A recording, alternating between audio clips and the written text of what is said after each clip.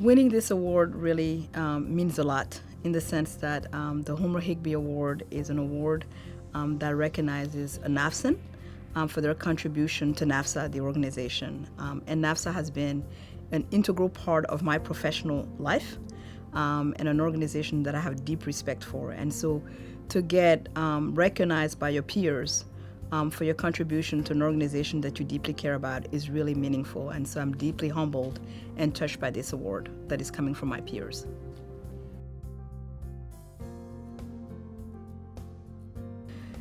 You know, being involved in NAFSA and its impact on my career has been profound. NAFSA is the go-to organization for those of us when we first enter the field.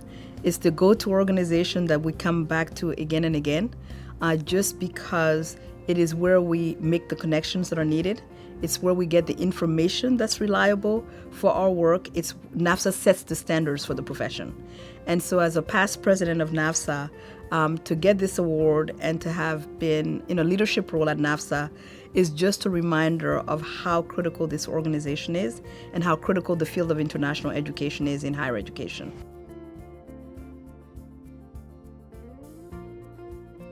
I did start as an international student, and again, I often say that it transformed my life. It transformed my life in deep and profound ways for several reasons. One, having the ability to be in an environment where you're engaged with people from all walks of life and coming in with various backgrounds really taught me the importance of intercultural education, and it taught me the importance of intercultural communication. How do you navigate in spaces and places where people are coming in with various backgrounds? How do you become a stronger team as a result of that? So when I think about my own lived experience as an international student, I think about the friendships that I've made around the world and what that means. I think about the education that I was afforded and the privilege of that education that has really given me insights into critical issues of the time in a way that I perhaps would not have been able to.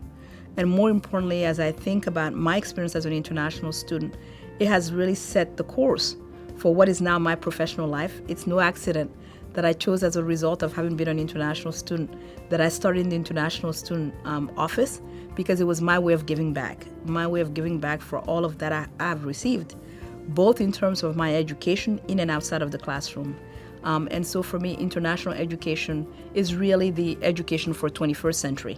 It is what I think every student who's given an opportunity deserves, and I do think now more than ever it is needed.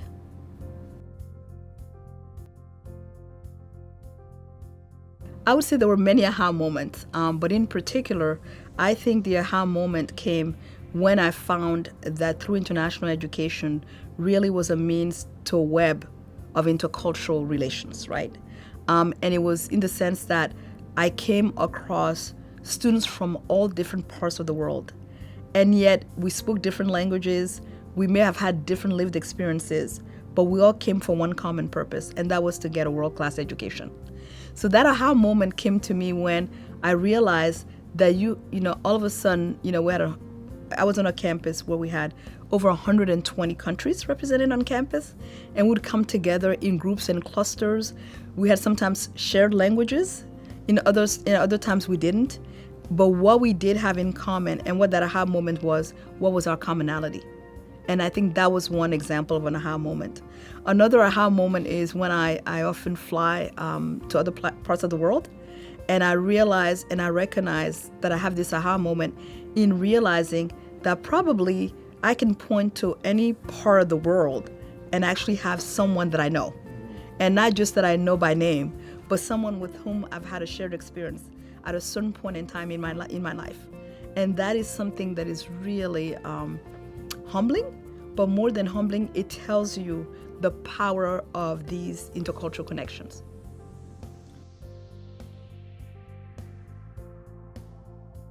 I would like to see international education here in the US and abroad accomplish a couple of things. One is increase accessibility.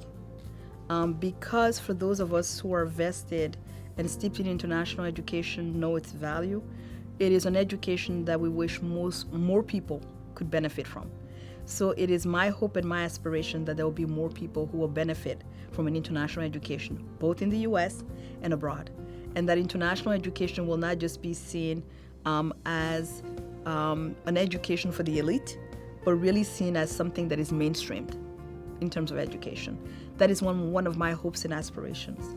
It is also my hope and aspiration that international education will be one where, when we think about the critical issues of our times, that we understand that we will not be able to solve those critical issues, whether it be food insecurity, whether it be issues of migration, whether it be issues about cities and how cities in many ways resolve social issues and things that are going on, that we will understand that in order to resolve those critical issues of our times, that we will have to be immersed in international education, and that international education is that path to solutions.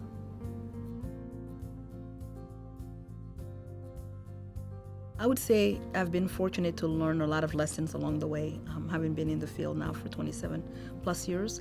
And I would say the most critical advice that I would give is that learning is lifelong. And as international educators, we have an incredible privilege of engaging in extraordinary work on a day-to-day basis, and that perhaps the most important lesson that I would like to leave, an advice that I would like to give folks is continue to be fully immersed in it, engage fully in that learning, because that learning will be invaluable